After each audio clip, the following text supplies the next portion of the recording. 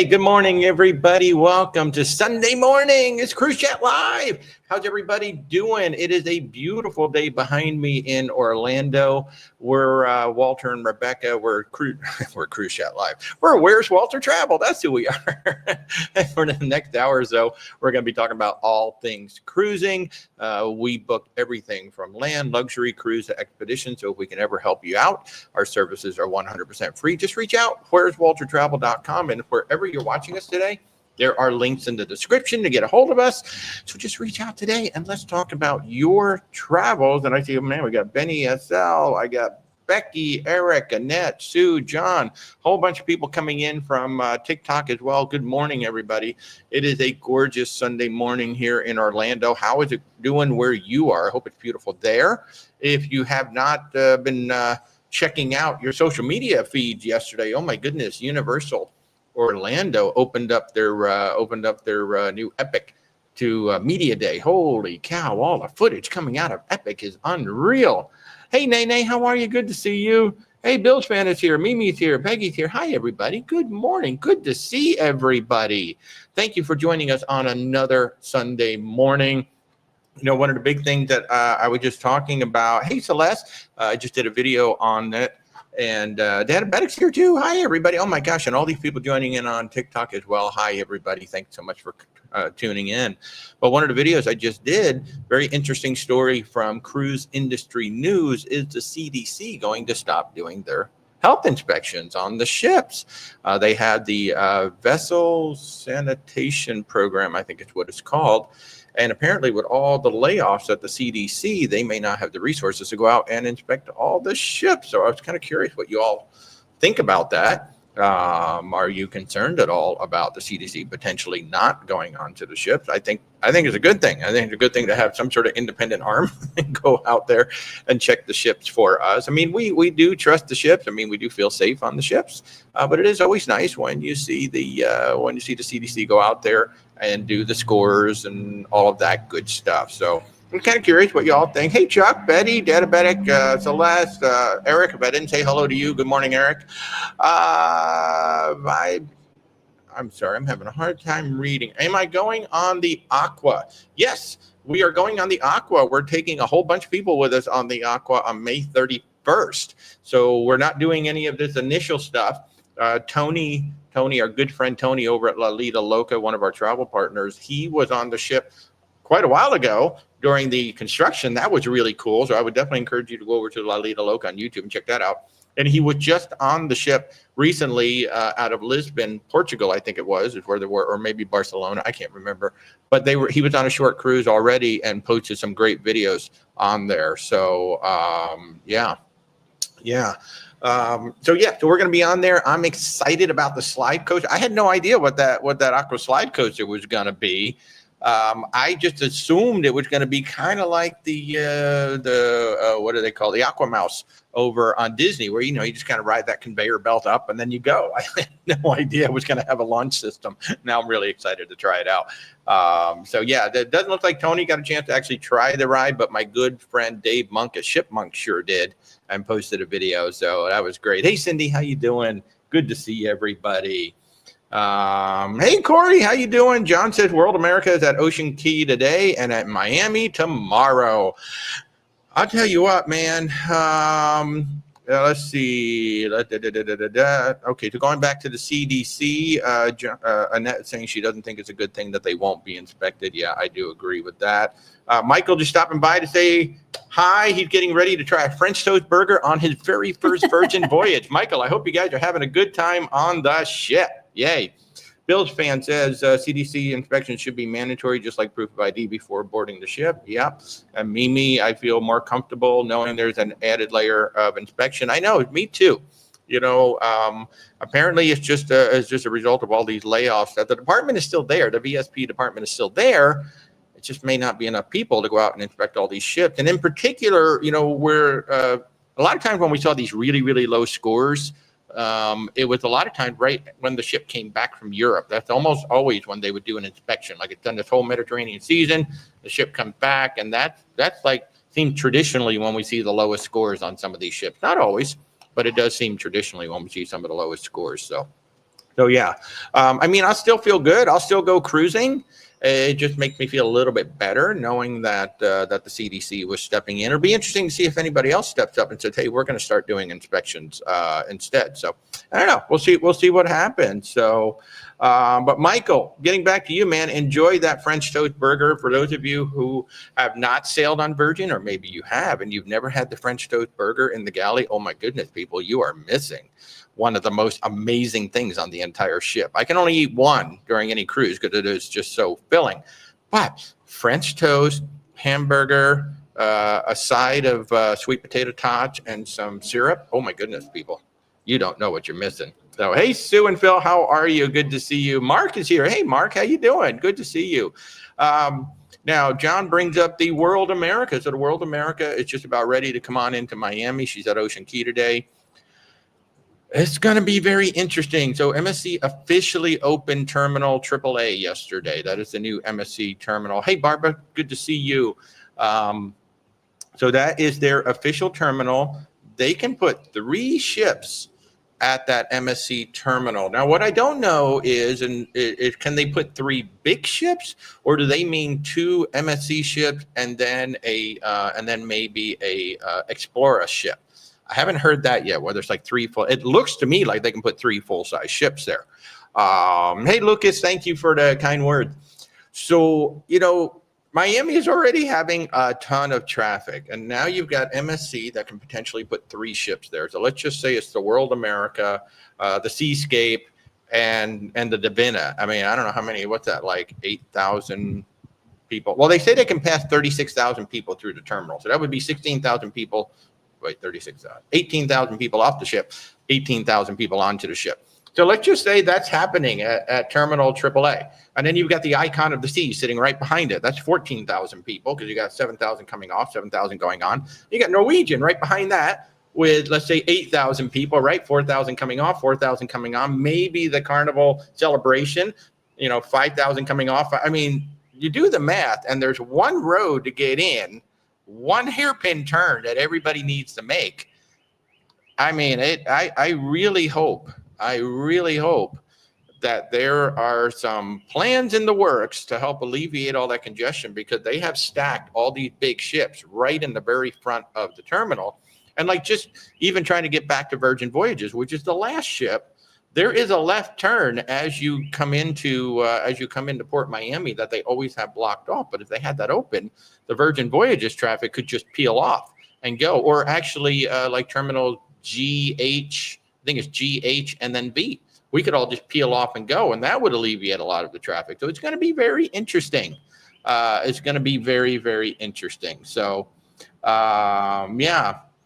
Hey, good morning, Alex. Oh, that's a good question. Yeah, we'll bring that up for everybody. Diabetic sweet potato tots. You haven't seen those before. Ooh, sweet potato tots, man. Those are incredible. Yeah. Absolutely incredible. Yeah. John says, I plan arriving at the AAA terminal after 1 to get past all the morning congestion. John, you are going to be in the thick of it at 1 p.m. That congestion is going to run until probably about 3 in the afternoon, maybe 4. So I would show up at MSC World America. I'd be heading over to the terminal like at 10 a.m. Even though they say, well, don't show up early, I'd be heading over at 10 a.m. just to make sure I'm actually going to get there. We have had reports from people saying, 2 to 3 hours once they get to the terminal. The worst we've had is 90 minutes from the time we actually hit the terminal trying to get to Virgin. It took us 90 minutes, or once we hit the port, I should say. It took us 90 minutes to get there. So anybody heading into Miami, especially if you've got 5, 6, 7, 8, they could have 12 ships now. I'd be heading over very early. Very, very early in the morning. And you can't count on Uber and Lyft because there are a lot of drivers who just won't do it anymore because they don't want to get stuck in that traffic. They don't want to spend 4 hours doing one drive. So, yeah. So yeah, John, I would plan on leaving your hotel no later than 10 a.m. to get to the terminal for real. I'd rather be at the terminal and just stand around and wait versus sitting out in all that traffic. Depends on how hot it is outside. Yeah, well, so yeah. Alvin's asking about a Carnival and Royal merger, good or bad. I have no idea why they would ever do that. I doubt that's ever going to happen, only because the Carnival owns something. The Carnival Corporation owns about 10 different cruise lines. So if anything, it would be Carnival buying Royal because they're so much smaller. But I doubt that's going to happen ever. And I don't really see a need for it, to be honest with you. I don't think either company would even be the least bit interested in that. Ivory's getting on the World America in 6 days. So what we were just saying, I would definitely plan on heading over to the terminal early, see how many ships are going to be in port that day. I mean, World America is doing weekends, so you're going to be there in the thick of it, and especially see what ship is going to be behind you. Who does Royal Caribbean have, and who does Norwegian have behind you? I would really want to know what those two ships are. If it's going to be an Oasis class, if it's going to be an Icon, what is it going to be? So yeah. Let's see. Diabetic, 6 months until Star of the Seas.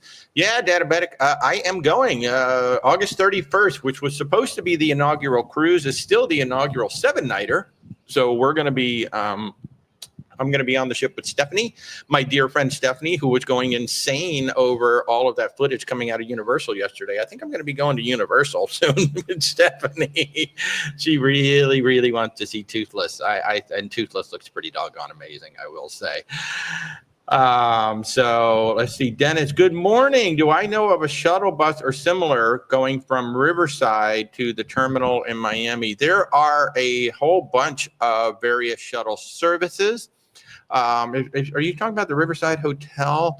Because that is. Oh wait, no. Riverside Hotel is That's Fort Lauderdale. That's Fort Lauderdale.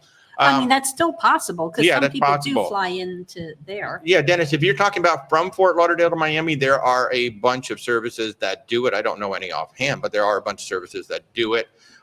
You can also check with the hotel. Like you could always call the hotel to find out. Many of the hotels in Fort Lauderdale and Miami do work with third parties, and they'll arrange for that shuttle to pick you up. So you can always check with that.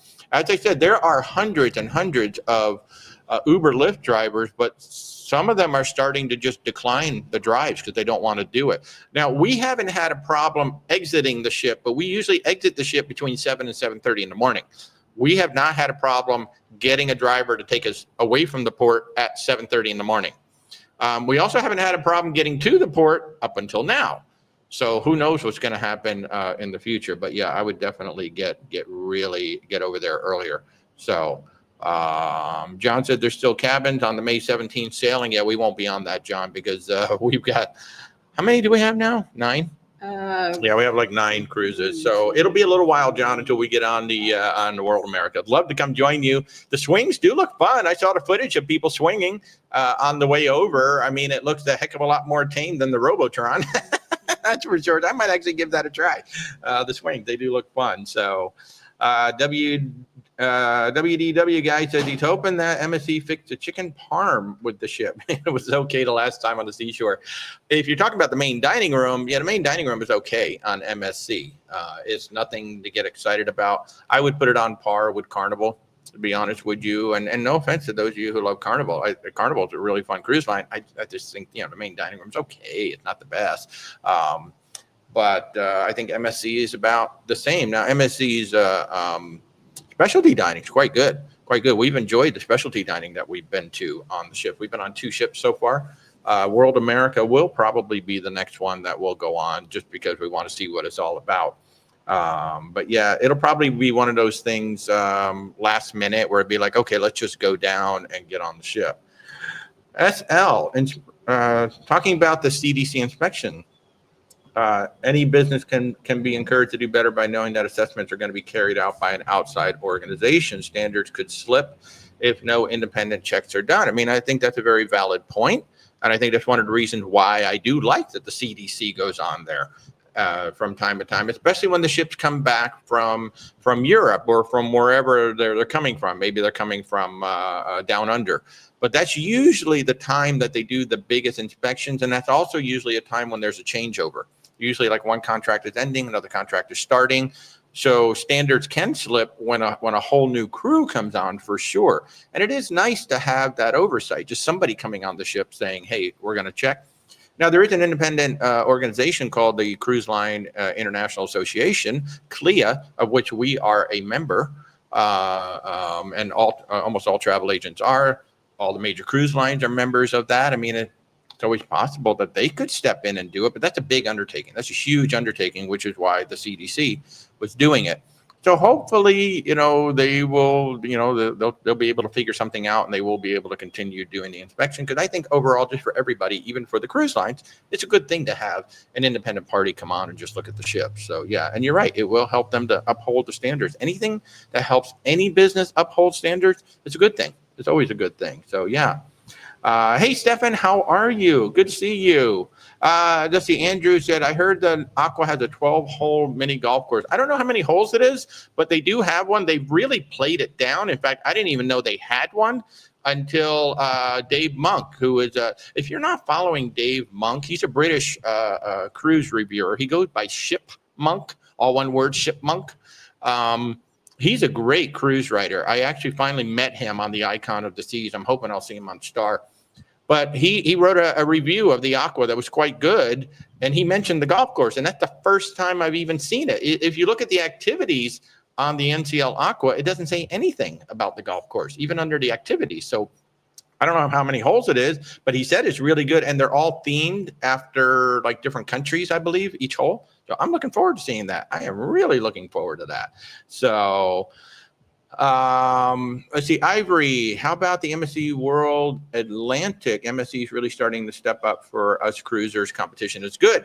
So MSC, probably a lot of people don't realize just how big this cruise line is. They're now third in terms of the size of their ship, in terms of how many ships they have in the fleet. They're probably going to be number one within the next few years.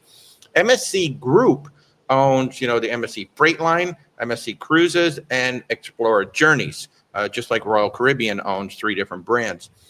And, it's that freight line. And plus, they're a privately owned company. So that freight line, even, during the pandemic when everybody was cutting back, MSC was still building because they raked it in with the freight, bringing all the freight over on the ships. And so they were still building when everybody else was cutting back. So MSC is a very big cruise line. And now that they built literally the world's largest cruise terminal in Miami, they also opened a brand new terminal in Barcelona as well, which was kind of overshadowed by the Miami one. MSC is making a big play in the U.S., not to mention Galveston, right? They're building a terminal in Galveston. So MSC is ready for the U.S. to know about them. They did the big Super Bowl commercial. They've got Drew Barrymore and Orlando Bloom now advertising for them. So they are ready to make a big play. And I think, when you look at Carnival, Royal Caribbean, Norwegian, they are pricing themselves where they could do a lot of damage to those 3 cruise lines with the pricing. The ships are gorgeous. The ships are absolutely gorgeous. I think the service can be improved and the included food can be improved. If they start stepping that up, then I think they're really going to start to pull from Royal Caribbean, from Norwegian, and Carnival as well. So, yeah. So it'll be interesting. Let's see, 32 Sleeps of the Symphony. That's awesome. Barbara wants to know, are the prices for the MSC World expensive? No, not really. Not really. I mean, they're certainly more than some of the other ships, but if you put them against Carnival, Royal Caribbean, and all that, I mean, the pricing is great. And in fact, I have some guests who are looking at quads and triples, and I noticed the pricing actually went down from when I looked about 3 weeks ago. So the price, they actually had some price drops on it. So World America, I don't think is priced much differently than the rest of their fleet.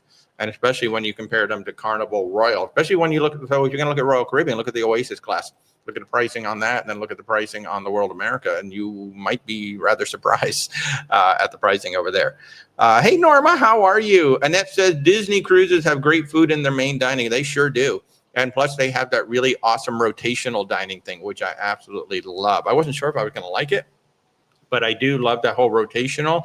The only thing that I would do differently the next time is if Animator's Palette is going to be 2 dinners, I would skip the second dinner, just because I thought the whole thing with, drawing the animated character was fun, but I thought that whole thing like brought dinner to a stop for about 20 minutes. So I would probably go off and do a specialty dining on the second night in Animator's Palette if it was me. Alex, any updates on new ships going into Galveston? Where's the other Princess ship going to next? So if you did not see the news, Princess canceled their Galveston season, which will be the winter of 26. So So winter of 25 into spring 2026, the ship is still going to be there. The Regal Princess is still going to, Regal? I believe so. Yeah, Regal. But then the winter of 26 and the spring of 27, I believe it's supposed to be the Majestic Princess. Princess canceled that entire season. They have not announced if any other ships are coming in. I would not be surprised if MSC had something to do with that. Galveston, I think Rebecca said they're teasing that somebody else is coming. They're in talks, apparently, with somebody, but they won't say whom. Yeah, so Galveston is in talks with somebody else to come in. Princess has just simply told us to keep an eye out for redeployment. We don't know what's happening with the Majestic Princess yet. The Majestic just came out of dry dock, which is great. They are that Royal class is still my favorite class on Princess, plus the smallest ones, the Island and the Coral. I absolutely love those two ships. So nothing new on what's going into Galveston yet, but stay tuned because they are in talks with another cruise line. It sounds like it could, Rebecca brought up a good point. She's like, maybe Celebrity. I mean, Royal Caribbean already has the terminal there, so Celebrity could just use that terminal. So that would be really interesting. So John said, I like that MSC is changing each world-class ship as they announce them instead of carbon copies like the other cruise lines. Yeah, they are making more tweaks to them than, say, like a Royal Caribbean. Royal Caribbean really kept them all the same until more recently. Now that the Icon has come out, they're starting to incorporate Icon features into the Oasis class. But you're right. If you go on to one Oasis class ship, they're basically all the same. So yeah, it is nice that they're changing on that. Let's see. Travel, yes. The big move with bringing a youthful, engaged cruise director to World America. CD isn't a make or break, but engaged one adds to the experience. That is a great comment. A great comment, and it is something that we can certainly speak to because I've been very unimpressed with the cruise directors on MSC to date. Just not as engaged. The whole staff. Yeah, the whole entertainment staff. Like the trivia, it's kind of boring. Some of the games they do, they don't seem like they're into it. And from what I've seen of this new cruise director on the World America, I mean, he looks like somebody who's going to be a lot of fun. He feels like somebody that could have stepped right off of, Norwegian, Carnival, Royal. He seems like a really fun and engaged cruise director. So yeah, the cruise director won't make or break your cruise, but a good one will enhance your cruise. I mean, you remember, like on Margaritaville, you mentioned Margaritaville would be a great market for Galveston, and they are buying another ship. They have one of the. That could happen too. Yeah, so they have one of the best cruise directors in the business right now with ZJ. She absolutely makes the experience better on the Islander just by being there. She's phenomenal. So you're absolutely right. So good morning, Silver Librarian. How are you? Lucas wants to do your first Disney cruise for your 50th birthday next year. Which one do you recommend? I mean, really, any of them. All I can say is you should have booked about 6 months ago, probably. Yeah, well, but personally, I like the dream and the fantasy only because of Remy. I mean, Remy is just an amazing dinner experience. But if it's not that one, then probably the Treasure. I do. Well, definitely a week if you can. Yeah, afford, I mean, you got to do a week. Do the one you can afford, but book ASAP. Mm-hmm. Yeah, but the dream and the fantasy have one of my favorite restaurants in the entire world, which is Remy. And if it's not going to be that one, I'd probably do the Treasure. That's just me. So yeah, Barbara says you love ZJ. ZJ, she is worth the price of admission for going on the Islander. She's absolutely phenomenal. One of the nicest people I think I've ever met. If you go to our YouTube channel, Where's Walter Travel, I have a great interview with her. I think it's about 20 minutes, 30 minutes. She's fabulous, absolutely fabulous. So you should watch that. She's really funny. Norma said MSC was a good experience for us, but your husband did not like the food. Shows were great. Staff was amazing. Pools were great. Ice cream at Benchy was out of this world. Yes. The pools. Oh my God. The pools are amazing on MSC. They're deep. At least one or two are going to be 6 feet deep. I mean, the pools are absolutely. When you go on MSC, the ship is stunning. The pools, they're amazing. She mentioned the gelato in Benchy. Oh my gosh, it's so good. And the affogato, the coffee. I mean, everything about those particular parts of the ship are phenomenal. It's the service you're going to get on the ship, and it's the food and all the included places. Very inconsistent. If they could just get consistency, when you go on to a Carnival, your Royal Caribbean, Norwegian, Princess, Celebrity, you have an expectation of what the food is going to be. It's pretty much you can go on any one of their ships, and the food is going to be more or less the same quality. With MSC, it in our experience and in the experience of our guests, it's very up and down. You never know what you're going to get one day to the next. I've told this story before, but one of my favorite experiences on MSC was a night that we were in the main dining room, and clearly it was not a good menu that night because our server, everything that I would pick, she'd be like, no. And it was just funny. It became funny. And even the things I got were not that great, but I could tell she didn't want to say, but she, basically said the things that we were picking, well, those are the best things for tonight. But I love that. I like, when the servers are honest and they're like, look, it's not a great menu tonight, but these are the things that you might want to try. That was honestly my best experience, my favorite experience on MSC. It was just so funny. That it really and the bowling over our head. Yeah, the bowling over our heads I thought was amazing. So are we going on a preview cruise? We are not. No, we're not going on any of the preview cruises on the World America. So if you've been invited, absolutely go. Have a good time. Databatic would suggest a Disney Wonder for an Alaskan cruise for your first Disney cruise. That could be nice. Disney is not the brand I would recommend for Alaska, except for the fact that Mickey and Minnie have the best outfits ever. I mean, their outfits in Alaska are the best. Disney would be nice in Alaska, but they would not be my first recommendation for up there. But it's certainly something you could do. Gail said, that's your hesitation with booking an MSC cruise, the inconsistencies with service and food. I would encourage everybody to try it at least once. Rebecca and I have sailed twice, and we went as regular sailors both times. We have not done the yacht club. Of course, the yacht club is a different experience. The thing about the yacht club, if you've not really looked at it carefully, you get more included with the yacht club than you do with, say, the Haven on Norwegian, the retreat on Celebrity, and maybe about the same as I think the Sanctuary on Sun and Star Princess probably come the closest. So. And the pricing for the yacht club can be along the lines of a Royal Caribbean, junior suite or a balcony. So I mean, the value is there. And they have, unlike, I can't really think of any of the other ship within the ship experiences that have an interior option. Yeah, that's true. They have an interior, whereas and it's big. The yacht club does have an interior room, which is a great entry level into the yacht club, and that can be the same price as a balcony on one of the newer Royal Caribbean ships. And when we say an interior in the yacht club, it's a suite. It's big. It's like over 200 square feet, 250 square feet, something like that. So it's a big room. It's not like a little tiny interior. So the value is there. That's really what with MSC. You've got to consider is what are you paying? And for what I paid, I didn't expect the best of everything. Yeah. No. So I would encourage everybody to go in on, like, when I book clients on MSC, we're very honest with them, and they go in with their eyes wide open. And usually they come back going, well, it was pretty much exactly what you said. Or maybe it was a little better. We set our expectations here and the experience was here, which is good. If you set your experience, and this is true of every single cruise line, you've got to set your expectations realistically for the cruise line that you're going on.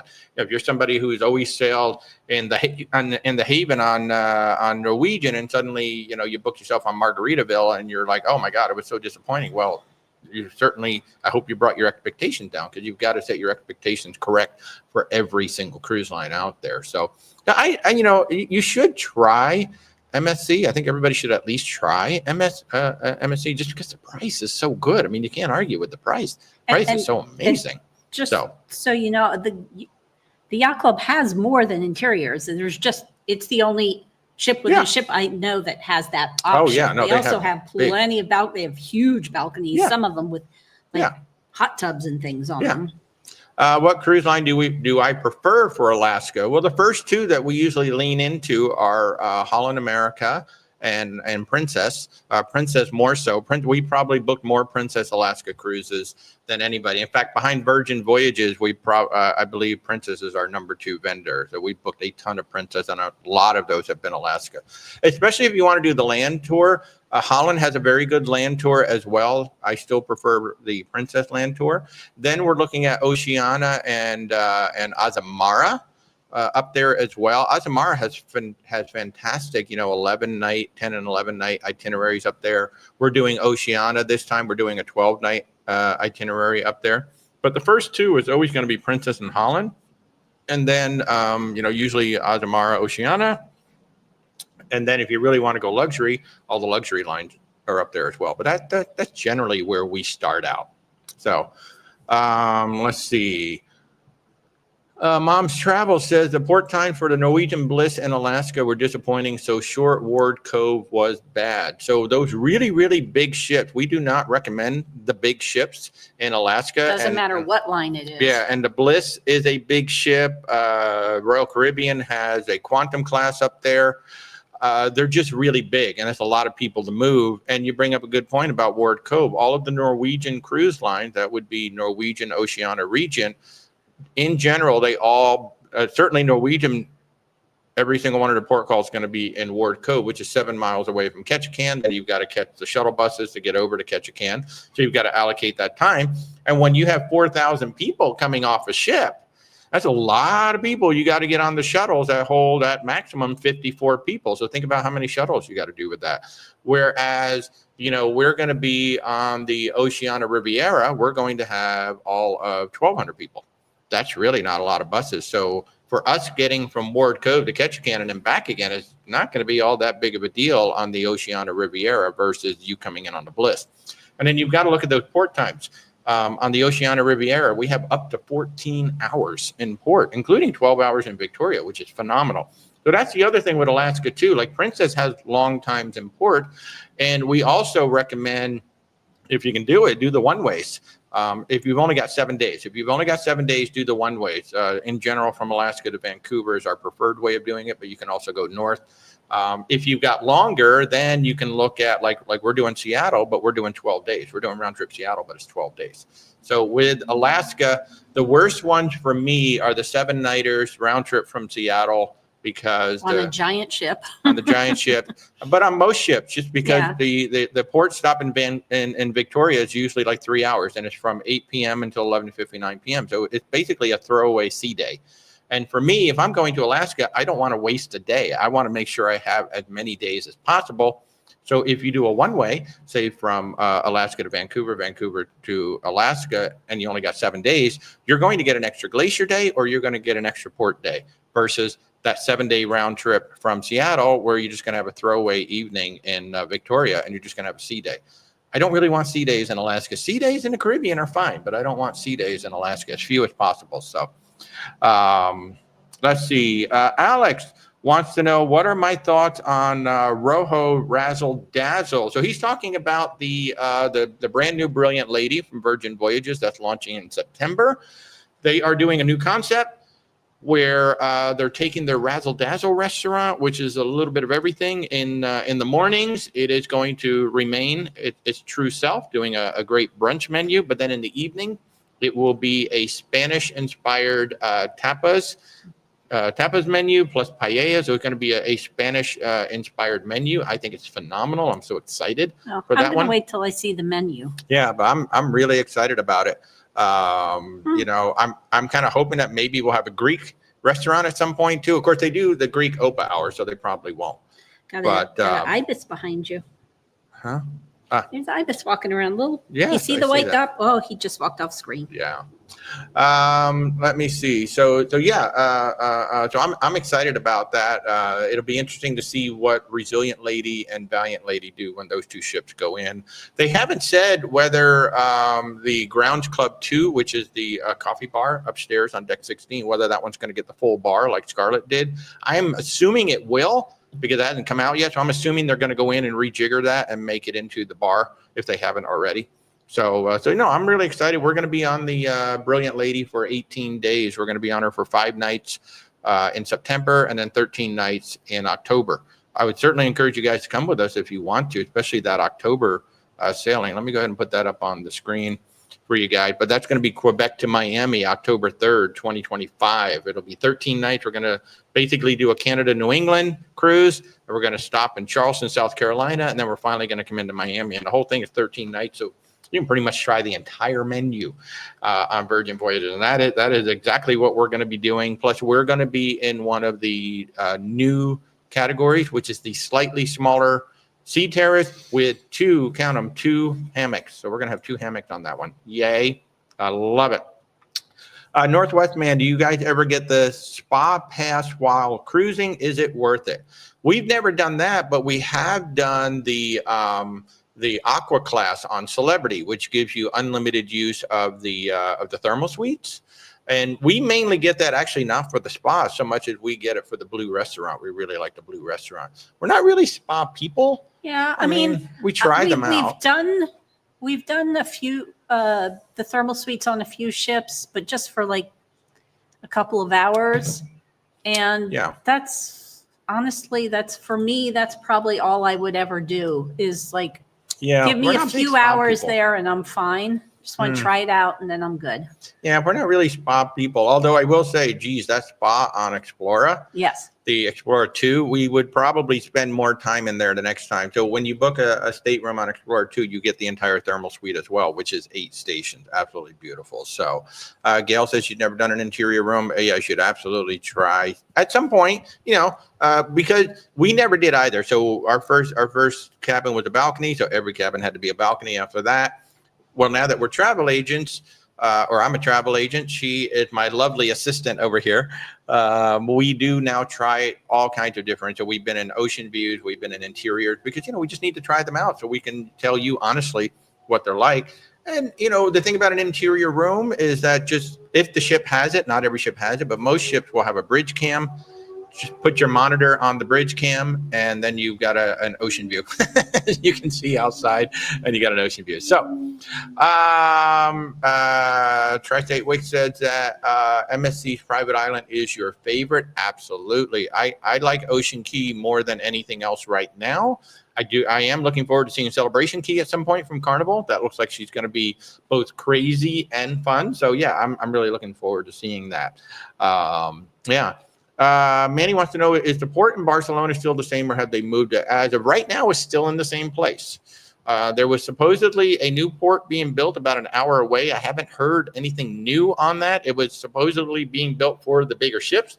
The only thing that they've done in Barcelona to this point is they closed there was like 2 piers, one that was further away, one that was really right up against the city. From what I understand, they've closed the one that's right up against the city, so the ships have to dock a little bit further out. I haven't looked to see where MSC just opened there. MSC just literally opened a brand new terminal this past week in Barcelona. So I haven't looked to see where that is. So I will check that out. Databetic says, I hear that a sunrise alarm clock is very helpful for inside cabins. It truly is. Just leave it on the bridge cam and your screen will get brighter as the sun comes up. It's awesome. It's awesome. And John says, John reinforces what we were saying, that managing expectations is so important.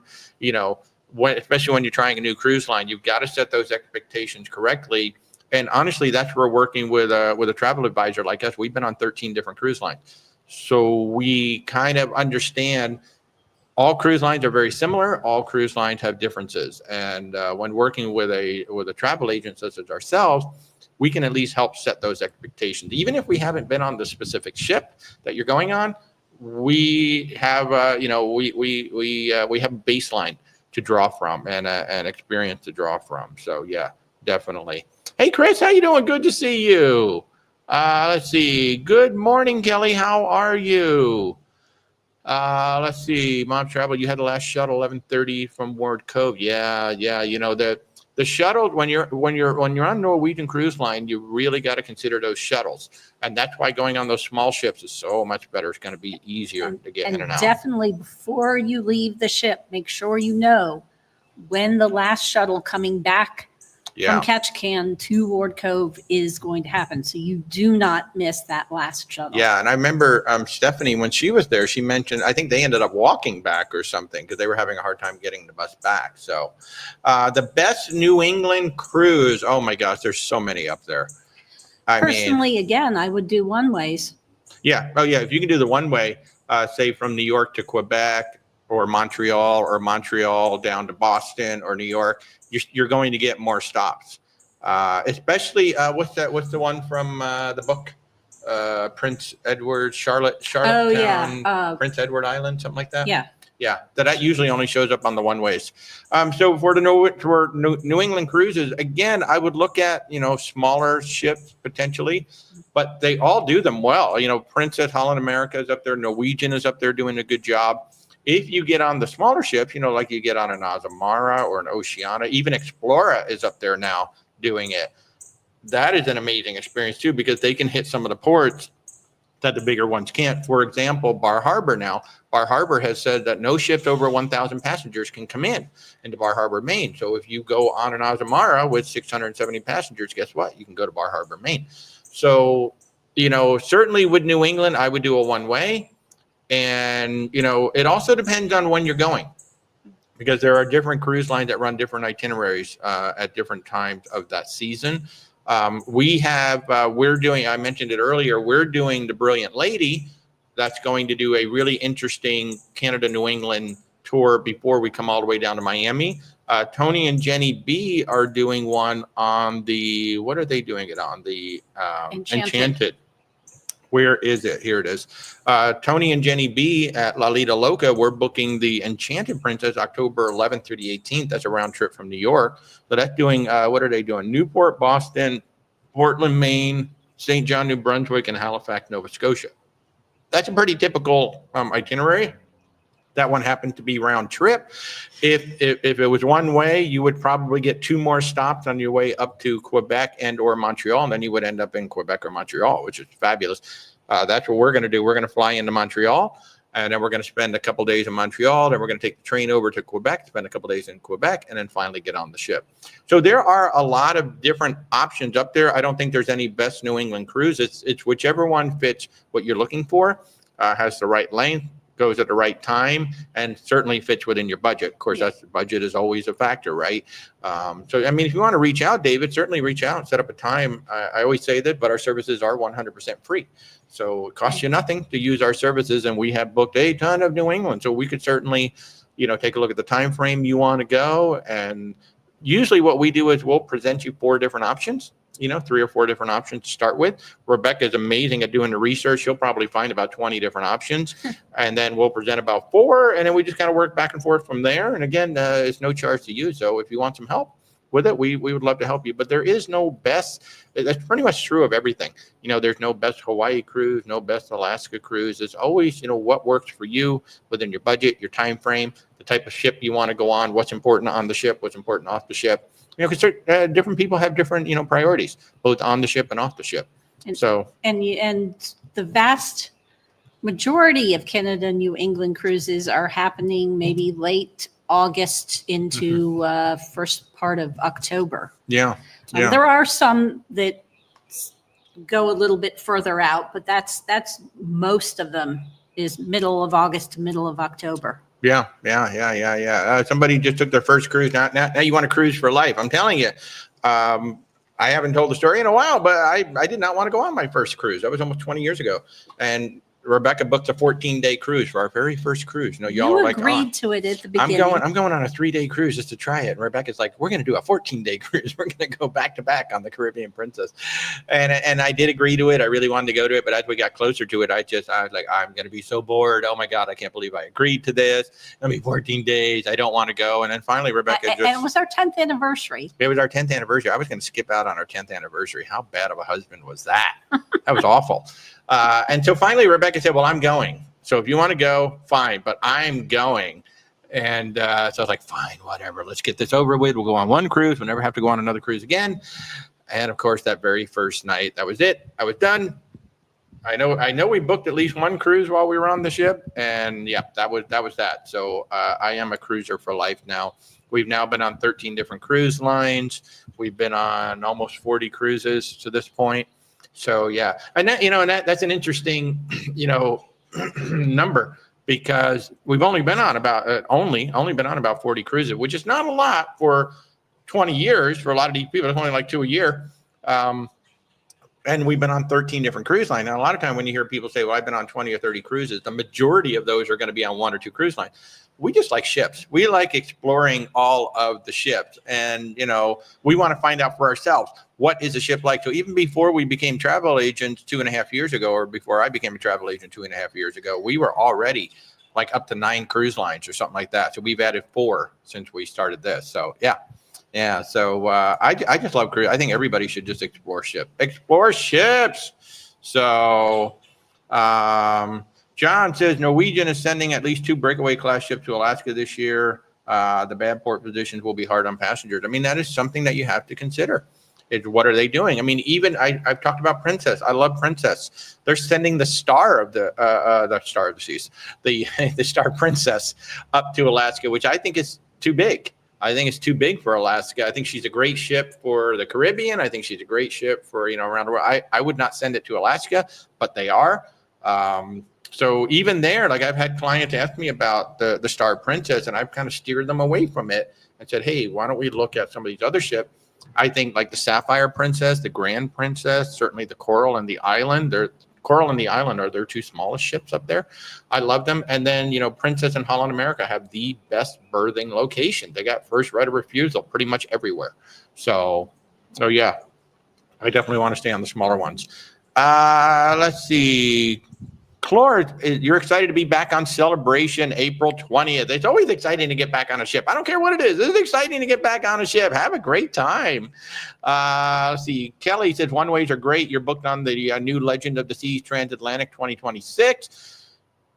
That's going to be a great ship for a transatlantic, only because, I mean, you're probably still not going to find everything. We had some friends who did the Wonder of the Seas as a Mediterranean cruise, and then they came back across, which is basically what we're going to do next year on Celebrity. And they said they still, like the last day, they're like, wait a minute, where was that? So when you talk about these really, really big ships, I think doing a crossing on a really, really big ship would be a lot of fun, just because there's so much time to see everything. At the same time, we're doing a crossing on a 2,000 passenger ship. We just want to relax. I just want to chill for 16 days. I don't know if it'll be possible, but I want to chill. I just see something on TikTok saying that some comments were filtered. If you're trying to ask a question about Virgin Voyages, don't use the word Virgin. That's not us. That's TikTok blocking your comment. So just use VB if you want to ask any questions about the Virgin Voyages, or just use the name of the ship: Scarlet, Brilliant, Resilient, Valiant. Yeah. So, Anna the Green Gables, thank you, Silver Librarian. That's what's up there, and I think it's Prince Edward Island or something like that. Charlottetown or Charlottesville, I can't remember which, but yes, Prince Edward Island. Mom's travel team loves the fact that you got me on a 14-day cruise. I know, first cruise, right? How many of you are like, I just want to take a 3 or 4 night cruise? We recommend a 7 for everybody. We think anybody who's going on your first cruise really should take a 7, because the vibe is different. You get to see more entertainment. You get to experience more of the food, the service. You get to experience more ports. I really like sending people on a 7-night for your first cruise experience, just so you really have time to experience the whole thing. It's not like, 3 days, you've unpacked your clothes and you're packing your clothes right back up. You are rushing around trying to see everything. I want to do everything. And it's like, when you got 7 nights, you can kind of pace yourself out. So I think 7 is a great one. Rebecca didn't think so. She thought 14 would be perfect. So that's what I couldn't decide between Eastern and Western Caribbean. So, Yes. Stefan is reminding everybody that if you are going to the United Kingdom this year, the electronic travel authorization is in place now. I think they've already raised the price up to £13. I think only £13 per person. If you are just flying through Heathrow Airport, you're going to land in Heathrow and then you're going right off to another place. As long as it's not the United Kingdom, you won't need the ETA. The other European thing that I'm not even going to say, because I don't want to confuse you guys, is not in play until the end of 2026 as of right now. But if you are going anywhere in the United Kingdom, you got to make sure you sign up for an electronic travel authorization. They will not let you out of the airport if you don't have it. In fact, some of the airlines may not even let you get on the plane, but I don't know. Let's see, Moms, you told your husband you have places you want to go. You don't have to go. He usually goes. Chris says, how many have you booked for other people? Cruises. Cruises? How many have we booked? Gosh, I don't know. We are up to, my gosh. Well, our numbering system is around our numbering 1,800, but we haven't, not all those people booked. I would say we booked around 1,200 trips at this point in 2.5 years. We're booked between 1,200 and 1,300 trips. We've had 1,000 active trips at any given time that we're managing. And we have a heck of a system. That's how we're able to do it. That's how we're able to manage everybody. But I say we booked between 1,200 and 1,300 trips in 2.5 years, somewhere in there. Yeah, our numbering system it's getting close to 1,900, but that's every single proposal. So I can tell you that we've done 1,820 some proposals to this point. And I think we booked around 1,200, 1,300, something like that. Let's see. Mom's Travel says, cruising has it all: food, entertainment, transportation, relaxation, lodging, great value. I'm telling you, it is so cool. It is so cool. It is so great. Oh, Monkey wants to know, what is a crossing? That's a great question. I always just assume. That people just know what that is. That means that the ship is crossing the Atlantic or the Pacific, usually. And most of the time, the ship is repositioning.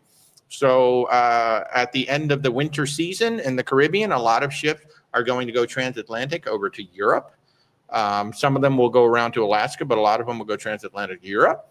Some will go trans-Pacific down to either down under or the Southern Pacific, and then they will come back. So we just call those crossings. You can they used to just simply reposition the ships, and then they realized, hey, we could make money on this. The only one that does regular transatlantics anymore is Cunard.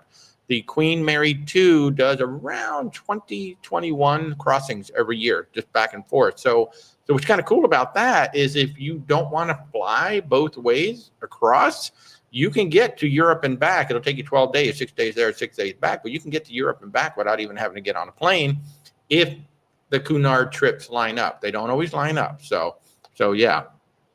Charlottetown, Prince Edward Island. Thank you, Bills fan. That's awesome. Alex wants to know, are there any cruises that do a true 14-day Eastern and Western Caribbean itinerary? The answer is yes.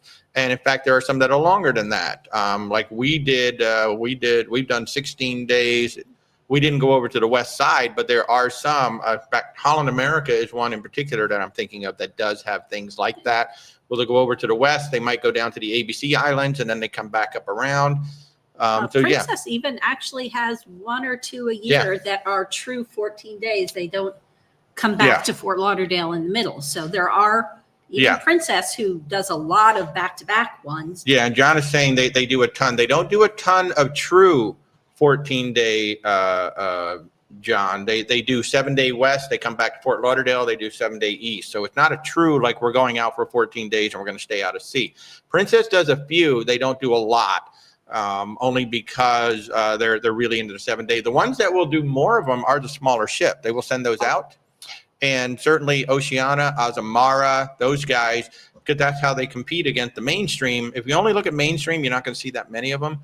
But even Carnival has some out there. They call them their journeys. They'll do a few of them out there. Although I have to say, I did really like the experience of doing the back-to-back on Princess because first off, since they sell it as a 14-day, you are guaranteed to get the same cabin for both legs. Right. And then you have Princess, all Princess ships have a self-service laundry. So on that turnaround day, you only have to bring 7-8 days worth of clothes. And the turnaround day, when nobody's on the ship, but maybe a couple dozen people, do laundry.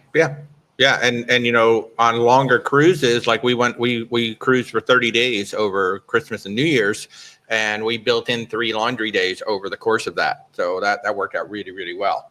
Mom's Travel says you're on the West Coast. You did 3 Disney cruises, but your budget is much lower now. Disney is a fabulous cruise line. However, they do cost a little bit more than everybody else. Ginger, are we going on to World America? We are, but we don't know when. We're not going on it anytime real soon. One of our clients, though, John is, so he'll be able to tell us all about it. John is saying that the Celebrity Constellation will be absolutely perfect for the Med, for the group cruise. Can we get a Rebecca-approved countdown? Rebecca, do we have a countdown? Yes, actually. 565 days. There you go. 565 days until we embark on our Mediterranean group cruise, which would be the Celebrity Constellation, October 23rd through November 2nd. Ravenna, Split, Dubrovnik, Kotor, Messina, Salerno, Portofino, La Spezia, before ending up in Civitavecchia. And for those who want to stay on board, the ship is then going to do a 15-day transatlantic to San Juan, Puerto Rico. Rebecca and I are going to stay on board for that one. And we have 2 stops in Spain, plus Morocco, plus St. Martin before we end up in San Juan. So if you want to do the ultimate adventure, you can do 25 days on the ship. And in general, the transatlantic crossing is lower than the actual Mediterranean cruise. So then it's probably going to cost us less to stay on the ship all the way across than to fly. So that's why we're going to do that. But yeah, John, there you go. What'd you say? 500 and what? 65. 565 days, John, until that group cruise. So, Rick, you're looking at a cruise that ends in Ravenna, Italy. Hey, that's great. I just mentioned that. What airport would you look at to return? You're going to be looking at Venice. I think it's Marco Polo is the airport over there. Now, keep in mind that Venice is approximately 2.5 to 3.5 hours away, depending on exactly where your ship is going to port and depending on the traffic. So you are not flying out the same day unless it's a very, very late flight. It seems like most of the good flights are early in the morning, so I would recommend staying over in Venice that night and then catch an early flight. If you get an early flight out of Europe, you're going to land on the same day. If you get a late flight out, then you're just going to land on the next day, just like going over. Most flights to Europe, you land on the next day. So yeah, do you be looking at Venice?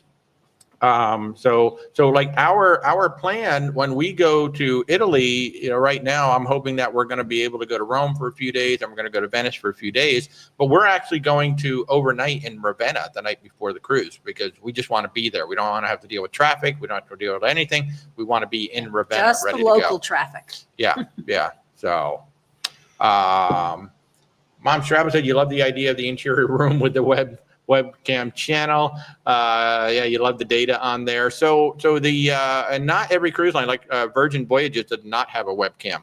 So it'd be nice if they had that. It'd be nice if they had the bridge cam, but they do not. So let's see. Stefan has a 14-day Eastern Southern booked with Princess. Yeah, they do have some of those Southern. I think Holland actually does more than Princess of those longer itineraries that are just one itinerary. Certainly Azamara, Oceania, they do a lot of them. Explorer has a lot of really nice ones that are one way or that bounce around. Like we flew down to Barbados and took a 7-night back up to Miami. That was a really cool experience doing that. So, Mom Travel, have we heard of Whittier, Alaska? Yeah, Whittier is the cruise port up there. Whittier is the city where everybody lives in one building. It's actually very cool. So yeah, and Princess has their direct to the wilderness or direct from the wilderness. I can't remember what they call it, but they have a train that will literally drop you off right at the cruise ship. You step off a train and you walk basically right onto the ship, which is super, super cool. So let's see, Diabetic. Speaking of San Juan, any word if the pier has been fixed for the extra large ships? I really don't know. It's not just fixing it, they were renovating it. The last time we were there, we were on Azamara, was it that we were there? I can't even remember now which ship it was. I think it was Azamara we were there. But you could see like the whole one side of the pier there's no way a ship was going to be pulling in there because it was all under construction. So there is a company, I think it's Global Pier Holding, Global something Holdings, that owns a lot of the cruise ports actually throughout the Caribbean. And they're doing like a $250 million renovation. So part of the project is renovating the existing piers and the building. And the other part of it is adding 4 more piers for 4 more ships. So they want to have up to 8 ships docking in San Juan at any given time, which is why you're seeing more ships go in and being home port. So Princess is going in, Norwegian's there, Virgin is there, Royal Caribbean is there. Celebrity is there, right. That's actually what the Constellation will be doing. Mm-hmm. So you have these ships starting to home port there because they're improving the infrastructure. So I haven't seen anything lately on when that construction is going to be done, allowing, you're talking about the Oasis class. I think it's the Symphony and a few others have not been able to call in there just because it's not ready. So that's kind of a bummer. That's kind of a bummer right now. So, Cal, you're on the World America in February. John, when are you on that World America? That's coming up soon, isn't it? I believe it is. I think it is coming up soon. I can't keep track. So. and keep track of all of that. John said the thing about San Juan is the ships that start in San Juan. It's not the same docks that just visit for the day. That's true. In general, it is a different dock where they're going to be starting and ending. So yeah. By the way, you did miss a question. Did I? What did I miss? What do you think is the best adult-only cruise line? Oh, I'm so sorry. Where was that? After the crossing question. Oh, okay. I'm so sorry. I missed that. Oh, what do I think is the best? I'm so sorry. There 3 is heaven. I love that. I'm sorry. What is the best adult-only cruise line? Well, there's really 2 to choose from. You've got Viking and you've got Virgin Voyages. So if you just want 18 plus, those are your 2 choices. Between those 2, I mean, they're completely different. You know, Viking is 900 passengers, 950 passengers, no casino, absolutely no smoking anywhere on board the ship, period.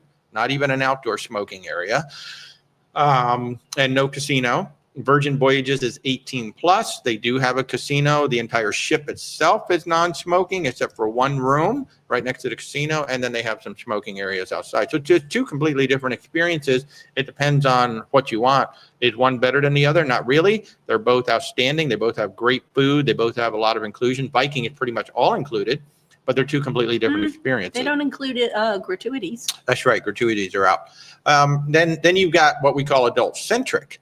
So we got Celebrity, we got Holland America, and now I'm blanking. Princess is usually Princess if you're is more adult. not in the summer. Of course, Oceana, Azamara, Explora, Yeah, you know, those kind of luxury lines. Yeah, most of the luxury lines are going to skew adult. So there is no best one. It's just like everything else that we talk about. It is which ship and which itinerary and which budget works best for what you're trying to do. So it all depends on, it's really just going to come down to where do you want to go? Where do you want to sail from?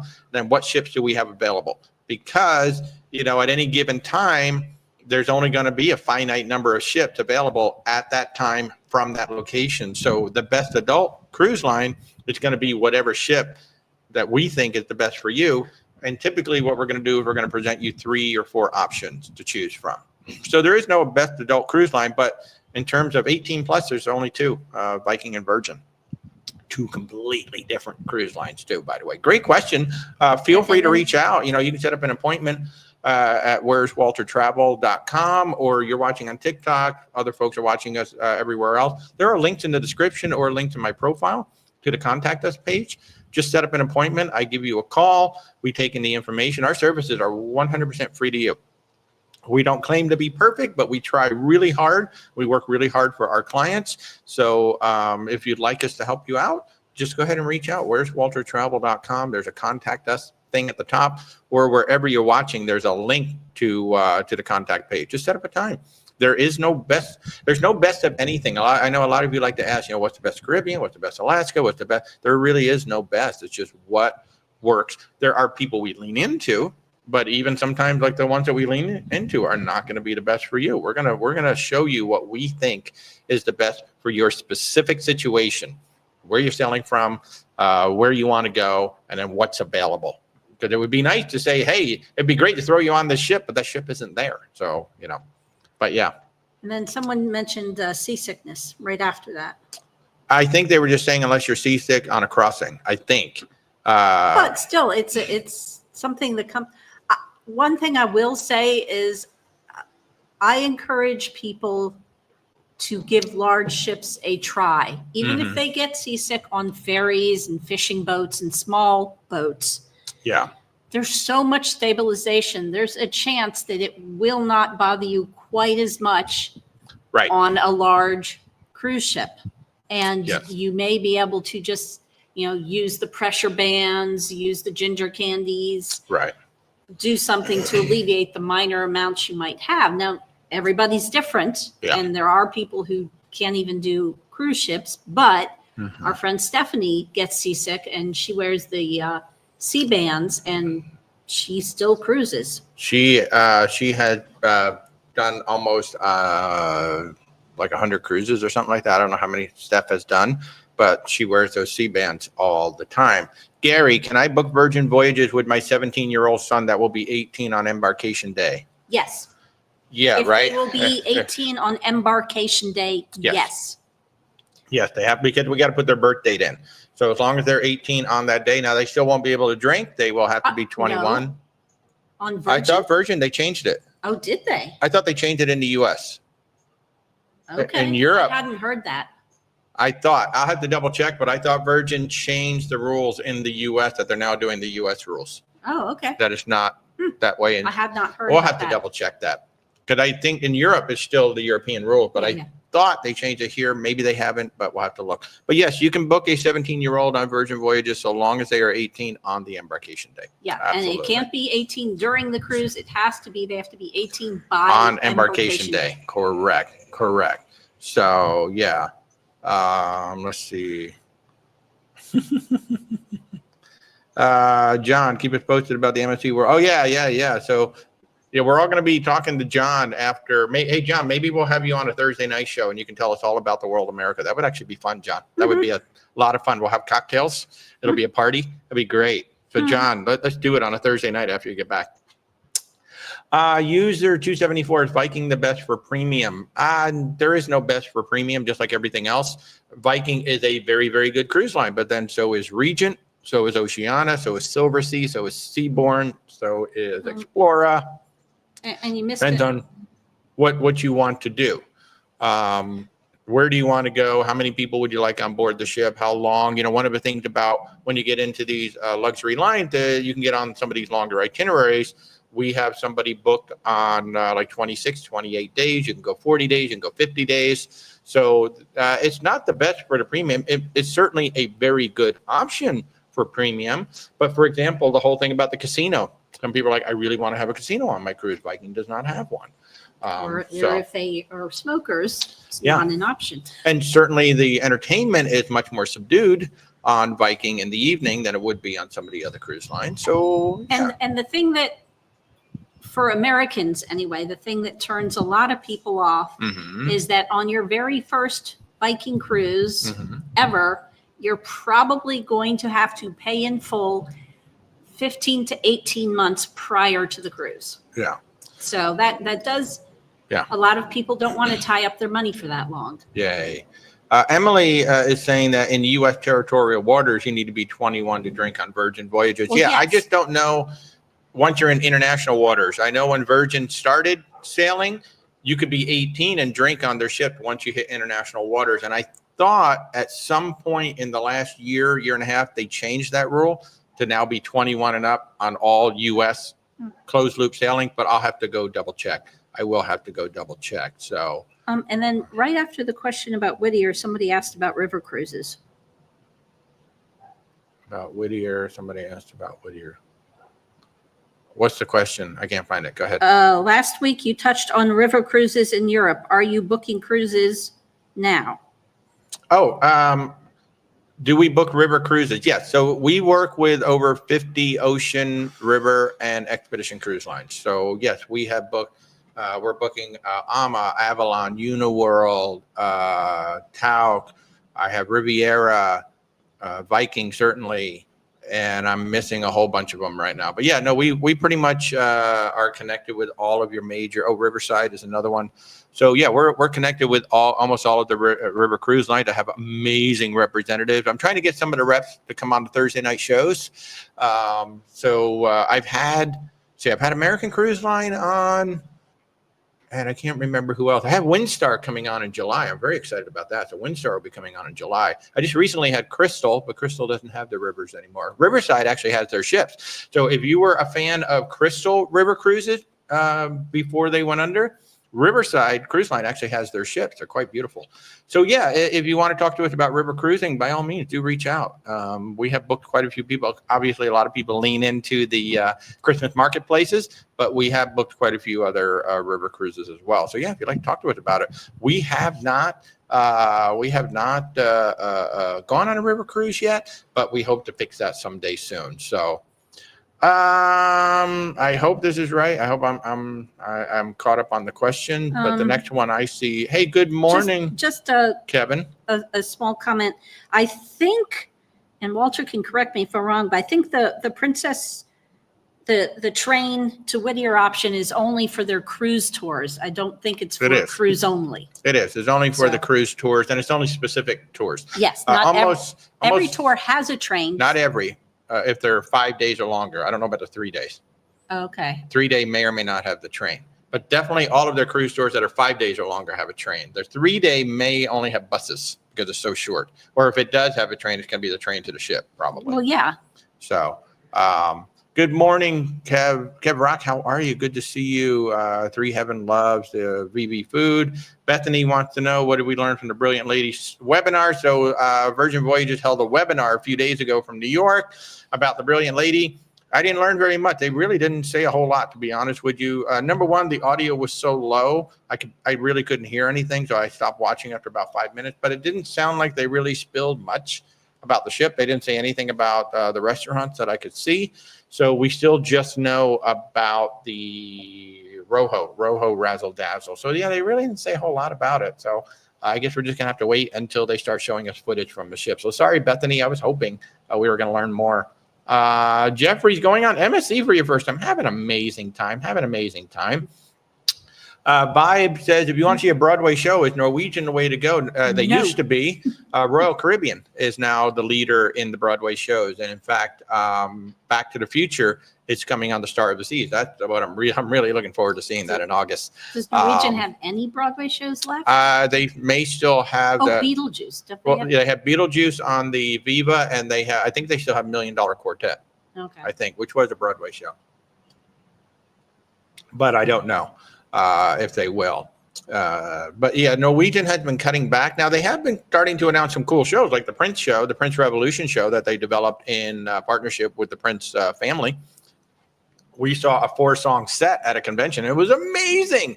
So yeah, I really want to see that. So if it's a Broadway show that you really want to see, right now Royal Caribbean would be your leader. Like they've got Hairspray, Grease, Cats, Wizard of Oz, which technically isn't a Broadway show, but it is a recreation of the movie with a 16-piece orchestra. Phenomenal. Back to the Future is coming. I don't know if there's another one that I'm missing, but those are some of the shows. Huh? They have a lot of them. Yeah, they have a lot of shows on Royal Caribbean. So yeah. Let's see. Okay, somebody checked. Well, but again, she's saying it's 21 in U.S. territorial waters. But what happens when you go into international waters? Yeah. So territorial waters is 12 miles, I believe. And then once you get beyond 12 miles, now you're in international. So we'll have to double check that. But originally it definitely was 21 until you got to international waters, and then 18. Then it was 18. So I don't know. I could have sworn they changed it, but I could be wrong. So. Hey Emily, how you doing? I hope you feel better soon. And thank you for the note on the 21. Kathy, when is our next Thursday night live show? This Thursday. Thanks for asking. This Thursday we have a really cool one. For those who don't know, on most Thursday nights we have a live show from 8 to 9 p.m. Eastern time, and we try to have a travel partner come on. Sometimes it's just us. The past couple of weeks we haven't done one because we've been so doggone busy. This coming Thursday night, I have the music director for Virgin Voyages coming on, Jeffrey La Rochelle. I've been trying to get him on the show or maybe it's Jeremy or Jeffrey La Rochelle. Sorry for whichever one's wrong. Yeah. Sorry, Jeffrey. But he's coming on, so he's responsible. Now, Virgin Voyages has some of the best music at sea, and I do mean the best music at sea. The bands, the artists, just the sound. So we're going to talk about Virgin Voyages from a music standpoint and from a sound standpoint, and some of what they do, such as their New Year's Eve has become legendary now in the cruise industry. They do an amazing New Year's Eve party up on the pool deck. So Jeremy's coming on for an hour this coming Thursday night from 8 to 9 p.m. I'm so excited about this one. It's a different kind of a show, so I'm really, really excited about it. So if you're around Thursday night from 8 to 9 p.m. Eastern time, I encourage you to come join in, ask questions about Virgin. Of course, he can answer whatever he can answer about Virgin. And we're going to talk a little bit about the new ship too. Maybe, I don't know if he can spill any tea on what's coming. He did say that there were some things that he can't talk about. So we're going to try to twist his arm a little bit, see if we can get him to answer some questions. Stop that. But yeah, so thanks for asking, Kathy. That'll be this coming Thursday night, Virgin Voyages. Hey, Corey, what do I recommend for cruises starting and ending in Alaska? You're moving to Anchorage from Florida in August. Well, really, the only way to do a round trip from Alaska that I know of, there are round trips from Vancouver, but I don't know of a standard round trip that goes round trip Whittier. The only thing you can do is do a back-to-back where you're going to take 7 nights down to Vancouver and then take the ship 7 nights back. So it would be a 14-night cruise. Now, both Princess and Holland America sell that itinerary. Like I can book that as one cruise, and it ends up being a little bit cheaper than if you book 2 independent. But if you want to do round trip starting and ending in Alaska, that's the only one that I know of offhand. Now, there may be like American Cruise Lines. American Cruise Lines is a river and coastal cruise line. There are only about 200 people on their ships. They might do something that is round trip Alaska, but it's just going to be Alaska. They're not going to go anywhere else. So that's the best that I can think of. Maybe some of the luxury lines. Maybe they might. I don't know of any line that really starts and ends around. So, I mean, if you want to reach out, Corey, for sure, just reach out. You can just give us a time frame, what you want to do, and we'll take a look. I mean, like she said, maybe Azamara has something. Oceania might have something. I don't know offhand. Nobody's ever asked for that. So, yeah, we'll learn together. We'll find out. Our services are free, like we always say. So just reach out. We can totally do that. So Vibe sailed with Uniworld from Budapest, and it was awesome. I'll tell you, Uniworld is one of those river cruise lines that a lot of our clients have never heard of.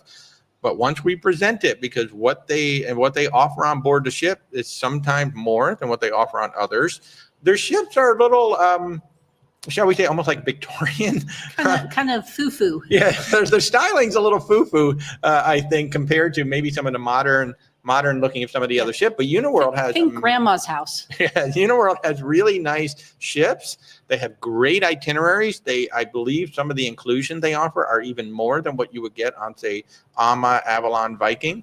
And the pricing tends to be really good, and their itineraries are really good. They have some really long itineraries that are very interesting. So yeah, Uniworld is one of those that we've never had a client come to us and say we'd like to take Uniworld, but we have booked a bunch. In fact, I think our Vietnam and Cambodia is a Uniworld, and they did not have Uniworld on their list when they came to us, but I believe they're on a 21-day thing or something like that for Vietnam and Cambodia. Uniworld's a great river cruise line, really good river cruise line.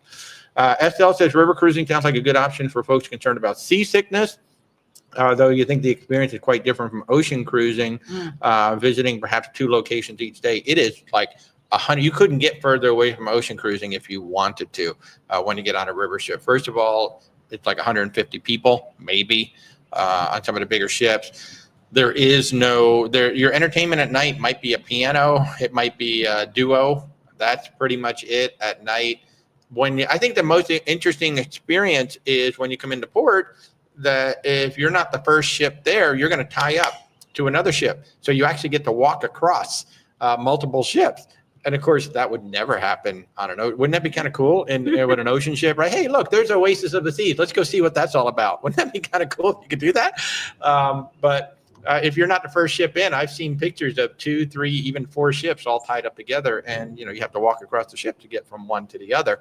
And I think that's very interesting. And there is no such thing as a sea day. No, and yes, you could visit 2 locations. Well, the ship itself could visit 2 locations in a day. There are excursions where, like in the morning, you pull into stop 1. You're going to get off and do your excursion, and then the ship is going to go along the river. And when your excursion's done, you're actually going to go meet the ship up again at wherever the ship is ending up. The other big thing to know about a river cruise is that it may not be a river cruise.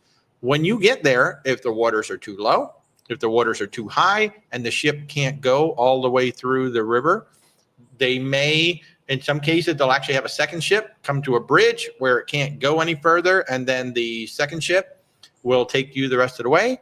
In some cases, you may transfer to a motor coach, and it becomes a land tour instead of a river cruise. Unlike the oceans, the rivers have a lot of variables. Too much water is a bad thing because they can't get under the bridge. Not enough water is a bad thing because they can't get down the river. So that you have to be very flexible and understand that your river cruise could turn into a land tour. So so that is something to be very aware of, and a lot of folks are surprised by that because you see all the beautiful video, you see all the pretty pictures from a ship, and 8 to 9 times out of 10 it goes off exactly that way. But those other 2 times, they have no control over the river, so they do the best they can. So most river ships have no casinos. That's right. I mean, why would they put a casino in? It'd be a waste of space. Too few people to even Too bother. few people to make any money, and it's a complete waste of space in there. So I don't even know of one that has one. I don't know why they bother. There are probably casinos at some of the stops along the way, but yeah. John wants to know, what do I think about celebrity getting into the river cruise space? I think it's incredibly crowded. Celebrity will probably do well right out of the gate just because of the brand. And if they make it where you can status match directly into the river cruise, then of course, a lot of people are going to give it a try. There are, just to give you an idea, Viking has over 80 ships, just Viking. That has nothing to do with Ama, Avalon, Talc, Riverside, Scenic, Emerald, TUI. I can't even think of all of them. So there are so many ships out on the rivers right now that is a crowded space, and Celebrity says they are starting with 10. I don't know where the ships are going to go. It's going to be very interesting because just like with the ocean and getting the berths, the guys who have been there the longest, they're going to get first right of refusal with the berths. And so now the other thing about rivers is they don't necessarily need a berth. Some of these ships, like as far as I know, like over here in the U.S., we've got some ships that can just basically pull right into the banks. I don't know if any of them can pull into the bank, but I think some of them are able to put a gangway across the land. So I don't know. It's going to be very interesting to see what Celebrity is going to offer. It sounds like it's going to be kind of like what they did in the Galapagos, where it's all sky suites on the ship. It's sky suites and larger on their flora. Sounds like they want to do an all suite experience on the ship, so that's going to be interesting to see. I'll be also very interested to see if they're going to make it all inclusive, like a river cruise line typically is. It almost sounds like they're not. It sounds like they're just going to do their typical Celebrity thing. That'll make it very different. I don't know. We just have to wait and see. I think we're going to learn more in the next couple months because they're going to go on sale, I think, in the fall, summer or fall. I think they go on sale. We're going to have to learn more soon. Yeah. So, Diabetic said you can start in Fairbanks and do a back-to-back. Well, Fairbanks is land-based, so I don't know how you're going to start in Fairbanks unless you're doing a cruise tour. But technically, you could do a cruise tour that starts in Fairbanks and then do another one that ends in Fairbanks. Princess has that, so I guess you could do that. But yes, Fairbanks is pretty far from land because we actually went to Fairbanks. There are rivers. There are rivers up there. Yeah, we did do Fairbanks on our cruise tour, which was fabulous. Absolutely fabulous. Highly recommend Princess for a cruise tour. Kathy was on one river cruise in the Nile. Yeah, really, really nice. The Nile. The interesting thing about river cruising is that there are different types of ships on the different rivers. Like they're purpose built for the river that they're going on. Whereas our ocean ships, they can pretty much go anywhere as long as the port will accept them.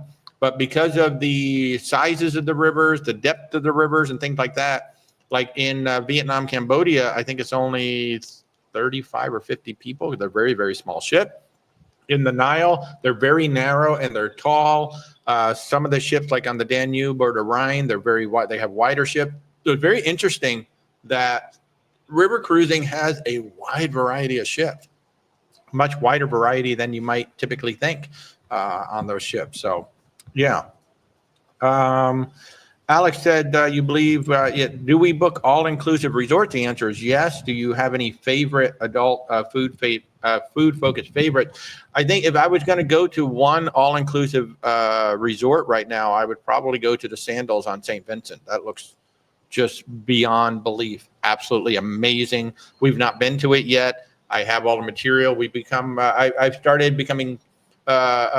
been starting to get to know my Sandals rep better. The ones that we are booking the most right now, Live Aqua, Dreams, and RIU, I think are the three. Live Aqua, I've got a bunch of people going to Punta Cana in a few weeks down to Live Aqua. So, but no, I don't have any favorites. We haven't been to one yet. And we just simply do the research for our clients. We don't book a lot of them, but we do book some of them. Yeah. Thanks for the question, Alex. Diabetic, having to design, build your river chute for a specific river is wild. I mean, right? Yeah, it is wild that they have to be. If you look at the various ships for the various rivers, you'll notice that they can be vastly different. They can be really wide and very long, or very narrow and very short. So yeah, it is very different going on river ships than it is. And you can't just assume that, oh, they all have the same. And there are different categories on a river ship. Like for the most part, if you see a room and it has a little window up on the top, that means you're going to be below the water level. That's always the first level. Then they have a French balcony, which basically you can open the door, but you're not going to step out. I'd like that idea, because a balcony on a river ship, you're not really going to be able to use it all that much. And I would rather have the room in my room than have my room. Because if you look at all the rooms, they're all the same size. It's just the balcony cuts into your room. The balcony does not stick out from the ship because it can't. It would get damaged at any point. So the balcony is still flush to the ship. And rooms that have a balcony are shorter than the rooms that don't have a balcony. So I'd rather have that French balcony and have that extra room. And there are some ships that have nothing above French balcony. Mm-hmm. So if I was going to do a balcony, I would do the ship that have the ones on the back. They kind of wrap around to the back. That I would kind of do, because that does kind of stick out on the back. That would be lovely. But if you're on a river ship, I don't think you need a balcony, because your room's going to be shorter. I would rather take the French balcony and get that extra room. Then you just simply open up that sliding glass door, sit there, look out, get some of the fresh air coming in. Yeah, I would totally do that. So Sandals on St. Lucia, the Grand St. Lucian was phenomenal. Thank you for that. Yeah, Sandals has really come on strong. I mean, they've been a brand name, but I think for a while they were kind of known as sort of like the party brand, and they've really turned that around to being really adult-centric and really high-end food. What cruise line goes to St. Lucia? A lot of them. I can't tell you one off. I mean, yeah, a lot of them. You just need to have a Southern Caribbean cruise and a Southern Caribbean itinerary. So if you're sailing out of Florida, you're probably going to have to be on a 12 to 14-day cruise to go down to St. Lucia, probably. If you're sailing out of San Juan, you can probably hit it on a 7-night cruise, no problem, because you're just going round trip San Juan. But a lot of them do. And some people might call them Eastern Caribbean, depending. Yeah. So either called an Eastern or Southern Caribbean. Yeah, usually you've got to be on a ship. I would say minimum 10 days in order to get down there from Florida. But if you're going out of San Juan, but a lot of them hit it. It's not on a lot of itineraries, because you do have to go into the Southern Caribbean to get there. So you're not going to see, Royal Caribbean will have it on the smaller ship. Usually it's the smaller ships that are going to go down there too. It's not going to be like big ship. I want to say we've been there like on Celebrity. I think we've been there. So that would have been like We've been there a few times. Yeah, we've been there 2 or 3 times. It's beautiful. It's absolutely beautiful. But not everybody's going to go there, and not every itinerary is going to go there. So, I mean, if you want to reach out, but a lot of them go there. You just have to be looking for it. Like if you're looking for, like an Oasis class, they're not going there. But if you go on the smaller Royal Caribbean ships, the smaller Norwegian ships, we were on the Celebrity Solstice class. I'm all but certain we went there on the Celebrity Solstice class. And yeah, so they'll go there. If you want to reach out, we'll be more than happy to help you find an itinerary. It's only going certain times of the day too, or certain times of the day, certain times of the year. They don't go all year long. In general, something like a St. Lucia is going to be hit in the wintertime when they've got a lot of ships down there. So yeah. Oh, Diabetic meant Seward. Yes, maybe from Seward. you could do a round trip Alaska. Hey, Gloria, how are you? Yeah, so from Seward, you could do Seward and Whittier are the main Alaska cruise ports. They are. Both are reachable from Anchorage. They are totally reachable from there. And in fact, you can take the train from Anchorage to Seward, because I've got somebody booked on it, but there's only like 1 or 2 trains a day that do it. In fact, I think it's only 1 that does it. So yeah. But it is, let's see. So again, I want to remind everybody that this coming Thursday night, I've got the music director for Virgin Voyages coming on. That's going to be different. I've never had a music director on. It's hard to get some of those downline people to come on, because they're not permitted to. They can't talk for the company and all that. But Jeremy posts all the time on LinkedIn. So that's how we connected together. And so this coming Thursday night, this should be a really fun 1 hour. Jeremy, who is the music director for all of Virgin Voyages, including the hold music, all the music that we hear throughout the ship, the music in the elevators. I'm going to talk to him about the zone because it's kind of like Walt Disney World. As you cross different areas in the ship, you hear different music during different day parts. So if you want to learn, and plus, the sound on Virgin Voyages is phenomenal in all the venues. It's really, really high quality sound. So this Thursday night from 8 to 9 p.m. Eastern time, join us on YouTube. If you missed the show, certainly check out the replay. It's awesome. We invite you all to come on and say hello. That should be a lot of fun. And of course, every Sunday morning, we're right back here. Gloria, any new cruises lately? We're booked on 9 of them. And the big one that we're talking about lately is our Mediterranean cruise. We're doing the Best of Italy, October 23rd through November 2nd, 2026 on the Celebrity Constellation. Ravenna, Split, Dubrovnik, Kotor, Messina, Salerno, Portofino, La Spezia to Civitavecchia. That's going to be 10 days. And then if you want to stay on board the ship like we're going to do, the Celebrity Constellation will be making a 15-day transatlantic with 2 stops in Spain, 1 stop in Morocco, 1 stop in St. Martin, and then we'll end up in San Juan. We're not coming to Florida. We're going to end up in San Juan, and then we'll fly home from San Juan. So that'll be a 25-day journey. And crosses off 3 things from our bucket list. Yeah, we go on a Millennium class, we do a transatlantic, and we go to Europe. So, and then the other big one that we're talking about is the Brilliant Lady, going from Quebec to Miami. That's going to be this coming October, October 3rd through the 16th. So that's going to be 13 nights on the ship. We're going to do a traditional Canada, New England journey. Then we're going to come down the East Coast and stop in Charleston, South Carolina, which we've been to Charleston multiple times, but we've never been there on a ship. So it can be kind of cool sailing into Charleston on a ship.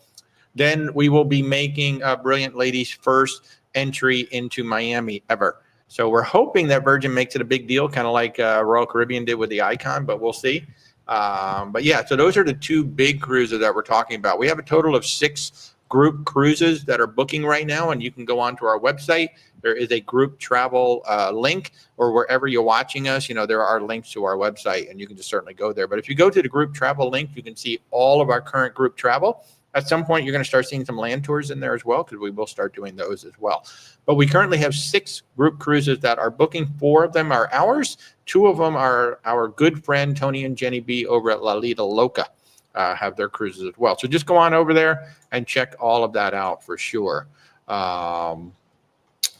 John says, I have enjoyed every cruise we have booked together. Even though you're a planner and have no issue booking, you have highlighted something I never thought of, and you appreciate it. Thank you, John. And I really appreciate you saying that, because I think more and more of our clients are planners. Like y'all have been planning your cruises on your own. But I think most of you had said, it's really nice to have somebody else to help. And plus, we have contacts and we have connections that you don't have. So I think some of our more favorite clients to work with are those of you who have done a lot of planning. I have one client that I'm working with right now for the first time. She has a spreadsheet. She has a spreadsheet of every single person coming on the ship, every loyalty number, every birth date, mailing address. I love that. That is so phenomenal. And she said, I've always been responsible for planning the family trip. And she said, it's exhausting. There's like so many. I said, yeah, it is. And she said, but I don't really want to give up a lot of control. And it's like, well, you don't have to give up a lot of control. I'm just going to be, instead of you having to call the cruise line or everybody else having to call the cruise line and the hotels and all that, I'm just going to do that for you. I'm going to do that for you. So she's like so excited. So I think those of you who plan, who have planned cruises on your own or who have planned travel on your own, I think we really bring help to that. We're somebody to bounce ideas off of. We're somebody to say, have you thought about this? Did you know about that? And then if it's something that, hey, I really need to know about XYZ, well, we're going to go get the answer. We're going to go get the answer as best as we can, as best as we can. And then, we will try to make everything right. So, Manny, is there a tattoo shop on Virgin Voyages? It is called Squid Ink. It is. And you got to make your appointment. Man, as soon as you get on the ship, make your appointments because they do fill up. Our good friend, Mindy got a great Cheshire cat on her leg. And it was great because she's a diver and she did that whole Epcot diving experience. That was how we were able to see her. We saw the Cheshire cat on her leg. Everybody looks the same in a mask. They all look the same in a mask. So what cruise line has 100-day trips? Quite a few. Holland America has Holland America, Princess, Oceania, Azamara, Viking, Virgin does not. So there's quite a few. They're usually around the world trip, but a whole bunch of them do. And plus you can just simply put a bunch of cruises together. We met somebody on Virgin Voyages who was on their 22nd of 25 cruises. Back to back to back to back to back. He was in the same room, all 25 cruises. So you can even do things like that. There's a whole bunch that have 100-day trips. So Big Bob, 11 days until Jewel of Seas. Awesome. Awesome. Michael has done 10 celebrity cruises, all Aqua Class because of Blue Restaurant. I'm telling you, Blue Restaurant's amazing. Alex, thank you so much. SL, thank you. Thank you to everybody who's tuned in. Thank you to everybody who has booked with us. You know, we really, really appreciate your trust in us.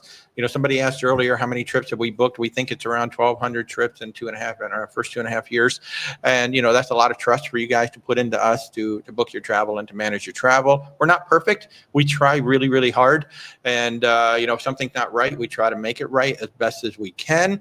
So, you know, if you just give us a chance, we would love to work with you. Our services are 100% free to you. Where's WalterTravel.com. So wherever you're watching us, there are links in there. So folks, we're going to wrap this up because I do have calls coming up. And wow, I just need to say thank you to everybody for tuning in. Thank you to everybody for your support. Remember, Thursday night, we're going to have Virgin Voyages, 8 to 9 p.m. Eastern time on YouTube. And next Sunday morning, we'll be right back here answering your questions. So we invite you to come back and join us. And certainly go to where'swaltertravel.com. Check out our group travel. We've got 6 cruises. We'd love to have you come join us, or our good friends Tony and Jenny B.